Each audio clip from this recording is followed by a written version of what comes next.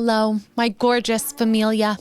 I am Dr. DeLuna, and you are listening to Drop It Like It's Doc podcast. Today, we are going to talk about all the products that you need to put on your skin to get rid of acne. Just kidding, that's not what we're talking about. We are going to be talking about how to heal acne from within, because all that topical stuff, it's not working on the root cause, and I'm a big fan of root cause medicine.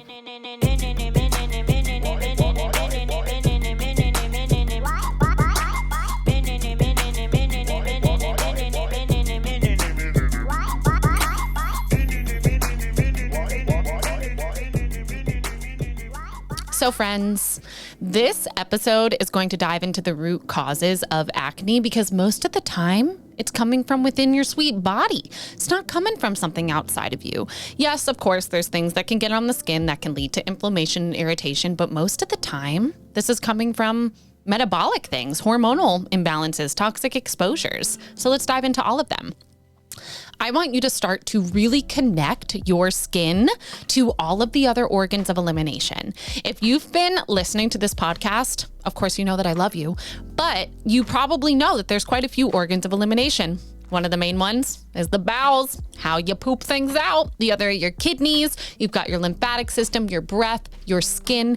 And if any of those are backed up, things can show up on your skin because your skin is a gigantic organ that is trying to help you be healthy. That's what these organs of elimination are doing. They're trying to push things out that shouldn't be there. Did you poop today? Did ya?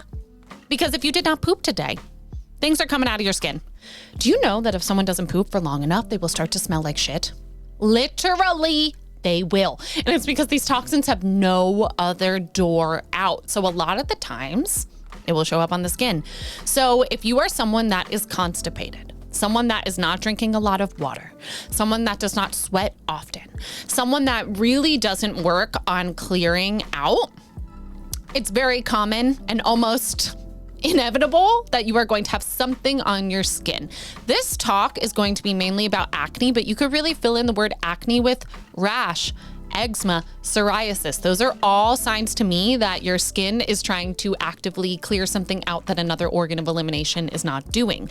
So step one to clear your skin is make sure that you are pooping every single day. You want to poop, honestly, 2 to 3 times. If not, I would still consider you constipated.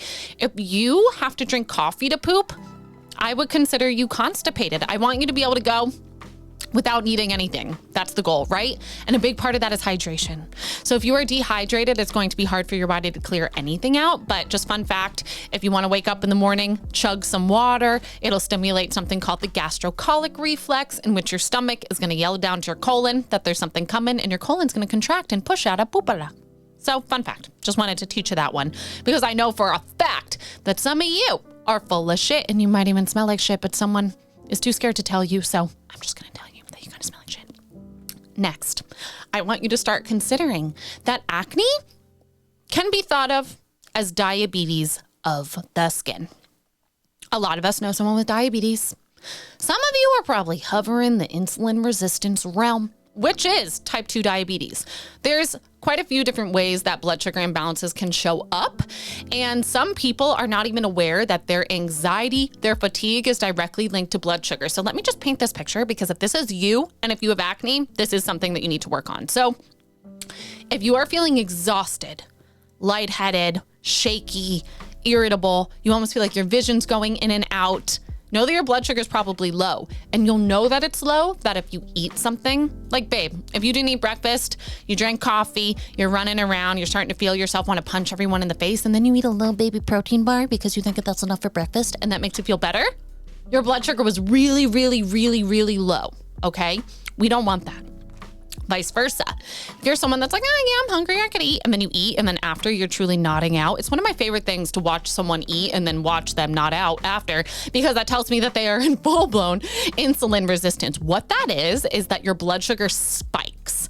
Ideally, sweet angels, you shouldn't notice a change in your energy based on your food. Yes, of course, you're going to feel more satiated. You might feel happier because food brings us joy. I like joy. I love food. But you should not feel like it either gives you life or takes life away from you. If it does, your blood sugar is a big piece of your thing, of your acne, of your fatigue, of your mental health, of whatever, fill in the blank, right? So what is going on when your blood sugar gets elevated is that it can feed things. You're not the only one that likes to eat sugar. All the little creepy crawlers and you like to eat sugar too. Not talking about parasites. I mean, they do. They like it. Yeast likes it. Bacteria like it. So from a biological point, acne on the skin is showing up in the pilosebaceous unit, which is a unit of your skin, which there is a sebaceous gland, which is secreting different compounds onto the skin, a little hair follicle, and it's kind of like a little pocket in your skin. Anything that is small and dark has the potential to grow all sorts of organisms on there. Our whole body has its own microbiome. It has its own level of certain bacteria, its own balance. It has a certain pH. And this is something that we need. It's something that keeps everything in balance. But what are we told to do? Sanitize with these different sanitizers on our skin. Wash ourselves with different compounds that are changing the pH. And all of those are truly increasing your risk of acne. Yeah, that's what I just said. I said that your facial moisturizer, your acne cleanser, your different treatments that you're getting and spending thousands of dollars on every month are causing acne. I'm not even kidding. And that is because pH, which just determines how acidic or how basic the surface of our skin is, but really this could be anywhere in our body, it is one of the main dictators of what can grow there and what cannot.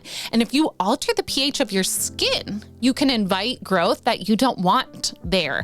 So I'm a big fan of less is more when it comes to the skin, truly, because a lot of these different compounds, they're not only impacting the pH like I talked about, they're impacting the boundary and the barrier of your skin because it is a very interactive barrier. It is interacting with the world around you. It's interacting with other microorganisms. There's lots of nutrients in the skin. And then remember, if you're full of shit, all those toxins are gonna come out of your skin. So it's like this just environment that is consistently changing. And the goal is to find stability.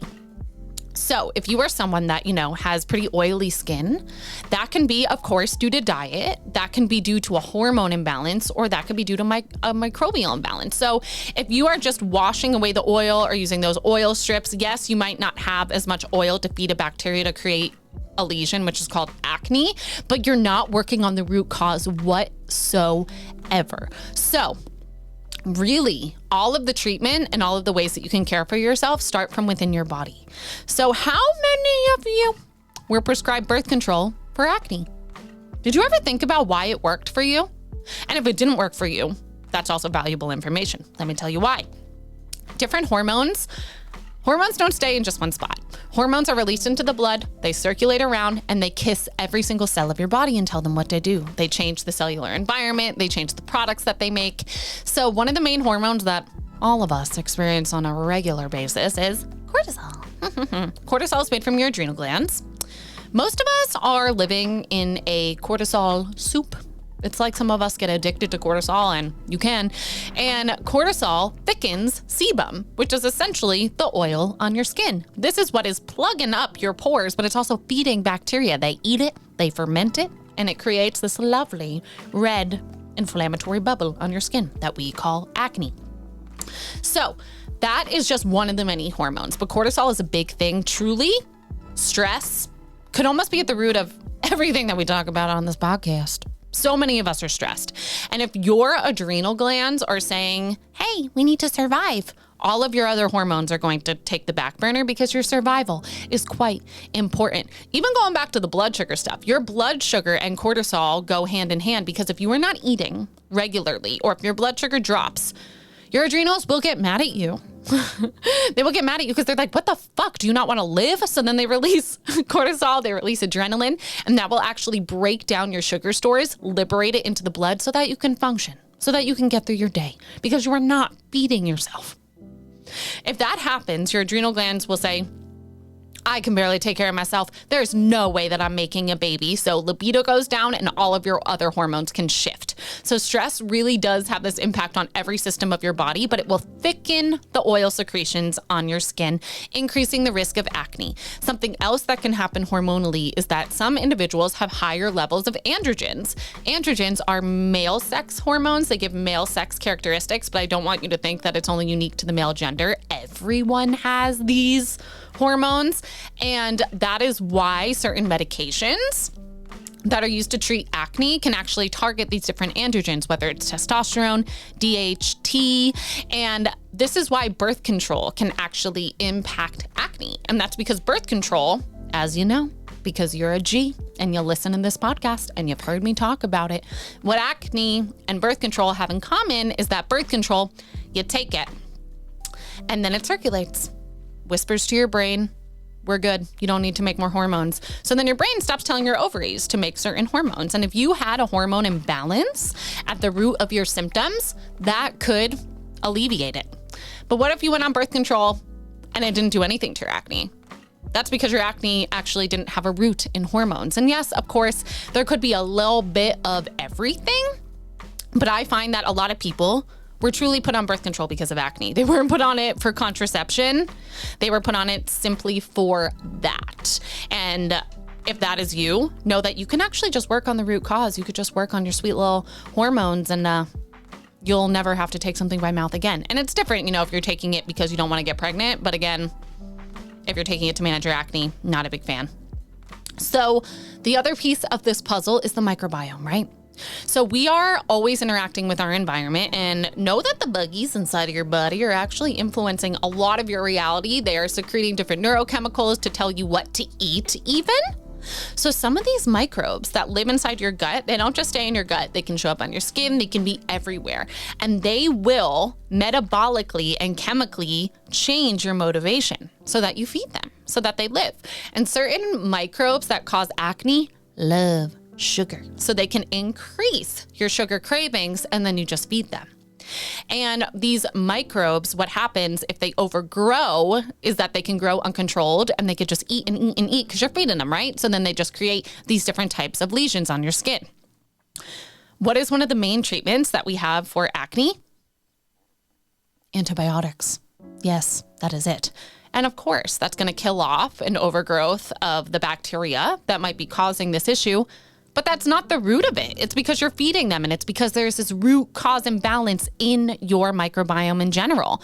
And I'm a big fan of, being outside, playing in the dirt, being involved in this environment. We are not meant to live in a bubble. We are far from sanitary and sanitized. We are truly covered in microbes.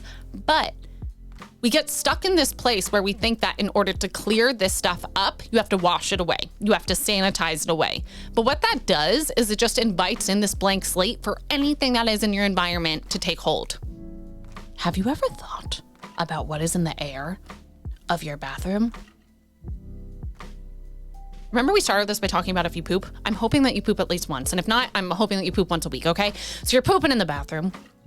You flush. You leave the toilet seat open. All of those little poo-poo bacteria, they're now volatile. Where do they go? They go somewhere to grow. A lot of times they go in the shower head. Sometimes they go on the faucet. And then you just wash your body in the poo-poo bacteria. I'm not making this up, friends. Truly, no shit. This is what happens. So your body is colonized by what is in the environment. So if you have something growing on you that you don't like, it's either the external environment or the internal environment that has to change. When you take antibiotics, it's going to kill all this stuff off, but you're not actually fixing the root cause of the issue, which was the imbalance in the first place. Because antibiotics, truly, I honestly am grateful for them. They have helped many people, and there are many, many situations that they can be exquisitely helpful and save your life. Acne is not one of them. It's not at all. And what, are you just going to take an antibiotic every day for the rest of your life? That doesn't make sense. And that's really not healthy for you at all. Antibiotics are something that should be used short term for acute situations. And then if not, it's because you're not working on the root, right? So if you take an antibiotic, it's like a bomb to your whole system. It kills off a lot of what is in there, so then it can allow things that shouldn't grow to grow. So I am a big fan of working on the gut microbiome. And one of the best ways that you can do that is by feeding an array of microbes, because it's like a battlefield in there. They're competing for food. They're, elbowing each other off of the table so that they can eat. It's a whole dance that is going on. And again, it's everywhere in your body. So if you want more microbial diversity in your gut, You will have more microbial diversity on your skin. And as a result, you won't have an overgrowth of these certain bacteria that are fermenting the oil on your skin that is, being produced in abundance because you have too high of testosterone and all you do is eat Burger King. I grew up on Burger King, by the way. I loved it. No more Burger King for me. So how can you solve some of these things? First, I'm a huge fan of blood work. I think you all know that because that will tell you if you are insulin resistant. It will tell you if your blood sugar is high. It will tell you if you have something called reactive hypoglycemia, meaning that you don't eat, your blood sugar tanks, and then you have that cortisol dance trying to upregulate your blood sugar. You could look at all of your hormones. You could look at your adrenals. I didn't even mention thyroid. Thyroid and acne go hand in hand. Thyroid can kind of create pockets of pus, for lack of a better word. So that is something that you can also investigate on your blood work, and also looking at things like your fatty acids and your vitamins and minerals, because these are all playing into this puzzle. Fatty acids are a really important part of the boundary of your skin. So your skin truly is a boundary. Think about it, from the outside world to the inside world. And the more essential fatty acids that you have, omega-3s, DHA, EPA, they are creating a really strong, healthy barrier. Versus if you're rich in omega-6 fatty acids, those are things that are actually quite inflammatory. And an acne lesion is inflammation. It's a localized area of inflammation, and that could be from the bacteria fermenting things and creating it, or it can be from some of these localized reactions of things coming out of your skin. So as far as things to do to increase the microbial diversity of your gut, which will then also overflow into your whole body. We like diversity everywhere, but definitely in our bodies, we like that. So you can eat a different vegetable every day. In fact, I invite you to go to the grocery store, organic though, right? We're going to try for organic, or go to your local farmer and just make sure that you're not ingesting poison, because the poison's going to come out of your skin. So you're going to go to the store or to your farmer's market, and you're going to look around. You're going to buy the weirdest things you can find. The weirdest things you can find, truly. If you're like, ooh, I've never had that, I don't want to try it. That's what you're trying. You can even make smoothies with them. You could just blend them up and make little random veggie patties and hide them in different tastes and recipes, or you can just explore in your kitchen, because each of these fibers that is in a plant, they feed different organisms inside of your gut. And the idea is that if you are just eating the same thing every day, you're just going to be feeding that one species, that one population. They can overgrow and lead to imbalance. But if you're feeding all of them by eating a bunch of different food, you're going to have a much stronger barrier, much stronger army to ward off the bacteria that create things like acne. So that's huge. And also, guess what? All the fiber that you're going to be eating from all these vegetables, it's going to make you poop. Truly, if you do nothing else, just try to poop. If you don't poop, get colonics. Do coffee enemas. I think you all know how much I love coffee enemas. But also, this comes down to what you are drinking. Are you drinking filthy water that's trying to come out of your skin? If you're not aware of this, the Environmental Working Group has on their website a place where you can look up what's in your tap water, and it is deeply disturbing, to say the least, because that is something, everything that is in the water that is not water, which is heavy metals, drugs, toxins, radioactive elements, pesticides, herbicides, all of it, your kidneys and your liver have to filter it out. And if either of those are overburdened, which all of you that drink every day, your liver's overburdened, sorry, then what's going to happen is it's going to come out of your skin. So being mindful of that as well. Also, I don't know if you ever considered that certain foods are essentially going to trigger acne. So I say this to my patients all the time. I love goat cheese. I love it so much. I have an issue actually stopping eating the goat cheese once I start. What is cheese? What is milk? What is dairy? It's essentially pus of an animal, right? Like, kind of. It really is. It's kind of gross, but it's delicious. We get addicted to it, literally salivating thinking about goat cheese. So if you are eating something that is essentially pus, or something that is really congealing and condensing, that can also lead to an increased risk of acne. So for me, if I eat a block of goat cheese, I know I'm going to break out. I know I am, but I still do it. So you need to be mindful if that is a part of your picture, and then you weigh it out, right? Is it something that you want to continue to consume and enjoy? Or is it something that you're like, I want to heal my acne, I'm not going to do it right now? And I would say the top foods that can probably contribute to acne is dairy. Honestly, Dairy also just slows everything down your gut, so it can lead to more constipation as well, but also sugar, especially processed sugar. But I think that you also need to consider that things like dried fruit, things like your fruit smoothies that have 6 bananas in them and 15 cups of blueberries, those also now have more sugar than a soda in them, so that could be part of it as well. And then hormone imbalances. Your labs would show you exactly what's going on with your hormones, because so many of these over-the-counter supplements that you're probably taking that are going to pop up on your Instagram feed because it hears you listening to this and is like, oh, Susie wants to know about acne. They're going to send you all of these supplements, which are honestly trash, just being completely bluntly honest about that, but they've herbs that are manipulating your hormones a lot of the times. And if you don't know what your unique hormone balance is, that can lead to more imbalance rather than a regulated system. So knowing what your unique body needs is key. Outside of that, getting a lot of omega-3 fatty acids in your diet is going to be incredible. So those are fatty fish. And yes, our ocean is now the world's garbage can, which is so great. Wonderful job, humans. Really great job. So the main fish that I would recommend is wild Alaskan sockeye salmon, because it's clean and it's rich in anti-inflammatory fats. I wouldn't recommend just going spearfishing out in the Pacific and eating that fish. It's probably quite toxic, honestly. And then your liver's going to have to filter it. Your kidney's going to be this whole thing. So clean is key. Also, as far as what you're putting on your skin, less is more. I know. You're like, what? I don't need my 15 products for skincare? No, you don't. In fact, it's probably really confusing your skin a lot. And look at the ingredients in that. There's probably so much stuff in there that your body doesn't even like. If there's fragrance in there, know alone that that's going to be impacting your skin. But I'm a huge fan of just washing your face when you wash the rest of your body. I'm a big Dr. Bronner's fan. I'm a hippie at heart, honeys. I would do that. Or just rinse your face with water. Or oil cleanse your face. Do nothing else. Watch things shift. But I promise you, really, if you do this internal work versus this topical work, that is when you're going to get to the root cause. And then it's going to be something in your past, unless you decide to eat a block of cheese and then you've decided your fate, right? Always down to eat a block of goat with ya. Block of goat cheddar. I just discovered goat butter, by the way, too. Phenomenal. So, babies, please stop taking antibiotics for your acne. Stop taking birth control for your acne. Stop putting on these fancy lotions and potions onto your skin that then enter systemic bloodstream that you just have to push back out through your skin. You see that circle? And start working on the root. I invite you to look into your gut. I invite you to look at your blood sugar and to look at your hormones, and everything is going to shift because you have gotten to the root of the issue. And again, this could be true of anything that's showing up on your skin: rashes, eczema, psoriasis, but acne is something near and dear to my heart because I used to have terrible acne. You know why? So I was severely lactose intolerant, and I would eat pizza every single day. I was also very stressed. I had lots of hormone imbalances. I went on birth control then, and my acne did go away, but it wasn't ever, the beautiful skin that you see today.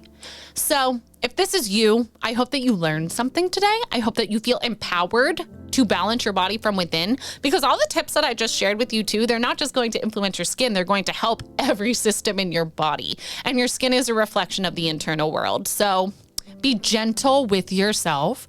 I know that things that are on the surface of your body, because other people can see them, it's really delicate and it's vulnerable. And sometimes things get worse before they get better. But if it starts to get worse, know that your body is probably detoxifying a lot of stuff that has been deep within you for a while, and it will get better. Thank you for even considering doing this deeper work, because your body thanks you, and I thank you for trusting me and to listening to all the things that I say. I hope that you have a wonderful everything. Toodaloo.